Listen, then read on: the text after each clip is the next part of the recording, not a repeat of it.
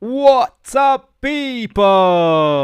Boys, tomorrow is amazing day. The Korean region will get the new Throne and Liberty weapon orb, and today they published the skill review video. Sadly, it's on the Korean language, but I will try to translate it for you by using the AI program. And if you cannot wait until we get this orb at September 18 on the global release, you can watch this video. It is what it is, but don't worry, boys.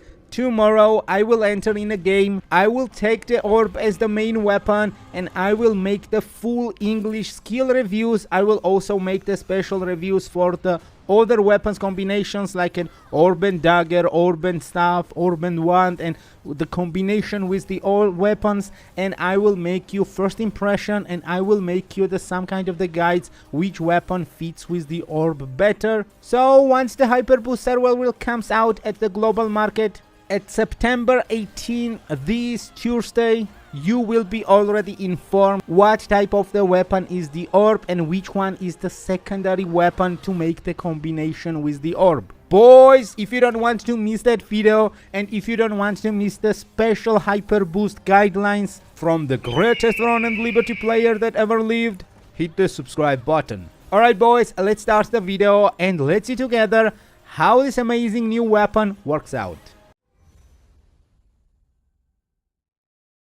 In this video, we'll take a look at the new weapon, the Arcane Orb.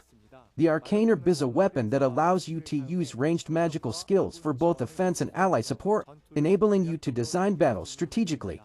Star summons an orb at a designated position, dealing damage to enemies within a certain radius. You can maintain up to 3 orbs simultaneously, but mana is consumed to sustain them. Starlight fires a projectile along a designated path, dealing damage to enemies in its trajectory. When the same target is hit 3 or more times in combination with orb effects, you can cast Starlight once more within the time limit. Stellar Explosion creates an explosion at a designated location. After a short delay, the explosion occurs, dealing area damage to nearby enemies. Dimensional Leap moves you in a designated direction while briefly entering stealth. During this time, all skill cooldowns decrease 3 times faster. The stealth ends if you attack, transform, collide, or are hit by sleep or stun effects.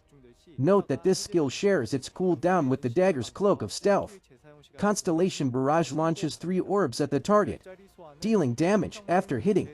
The orbs reappear around the target. If other orbs are already nearby, they are converted into additional projectiles, causing extra. Warping Veil grants a protective shield to an ally. When the shield's HP is fully consumed and the effect ends, part of the mana used is refunded. This skill shares its cooldown with Healing Touch of the Bow and Swift Heal of the Wand. Void strikes in a designated direction with void energy, damaging enemies within range. With orb effects, resonance occurs and additional damage is dealt. Annihilation Sphere rolls a dimensional orb forward that damages enemies in its path and has a chance to slow their movement speed. The casting time increases its range, damage, and slow effect. Satellite Infusion grants the satellite effect to party members for a limited time. With this effect, certain skills Dimensional Leap, Starlight Warping Veil are enhanced. Each ally can only have 1 satellite effect at a time.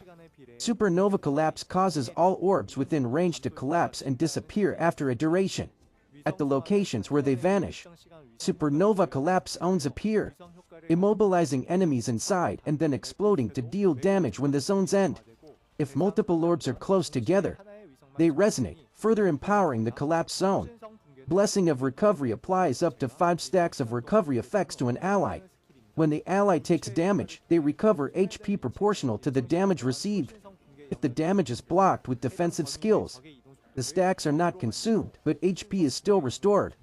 Guardian Barrier creates a barrier at a designated location, absorbing damage taken by party members within its range.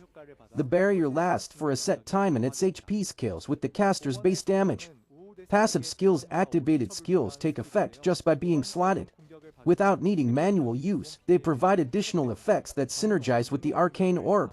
Finally, here are 3 recommended weapon combinations with the Arcane Orb.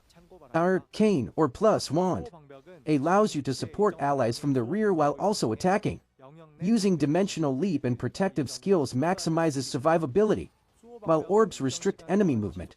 Arcane Orb plus Staff combines high-hit skills like Starlight Slash and Supernova Collapse with staff abilities Mark of Mortality, Piercing Strike for strong synergy. Pre-summon orbs and explosive traps help secure advantageous positions, while defensive skills allow safe execution of heavy assaults in the enemy's midst. Arcane Orb plus Longsword enables you to charge into enemy lines with Resolute Rush, defend yourself with Counter Barrier and Warping Veil, and protect allies with Supernova Guardian Barrier. Various collision-based skills with the orb can completely disrupt enemy formations, while morale boosts and cooldown reduction effects further maximize combat potential.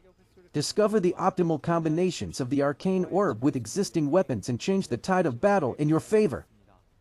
미리 소환해둔 구체나 폭발 함정으로 유리한 위치를 장악하고 왜곡 장막, 복원의 성자, 시공 도약을 활용하여 천멸 난사를 적진 한가운데서 보다 안정적으로 쏟아낼 수 있습니다. Alright.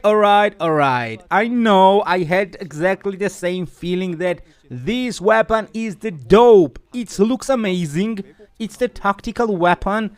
And I hope it will feel amazing, and tomorrow I will test it on the Korea, and as I promised you boys, I will make the special guidelines for you how that weapon actually feels and what is the best secondary weapon to make the combination with the orb. And boys, hit the subscribe button for the channel to don't miss upcoming Throne and Liberty guidelines, and as always, see you in the next video.